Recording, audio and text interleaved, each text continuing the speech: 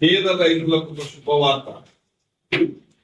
సాదా బయనామా అమలు చేయడానికి పూర్తిగా వెసులుబాటు ఇచ్చిన ప్రభుత్వం ఎన్టీ రామారావు తర్వాత ఇప్పుడు భూభారత్ లో అంశంగానే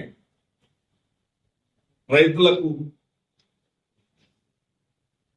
ఏ ఫీజు లేకుండా సాదా బయానా మీద వాళ్ళ పేర్ల మీద అమలు చేయడానికి ఒక సాహసోపేతమైన నిర్ణయం.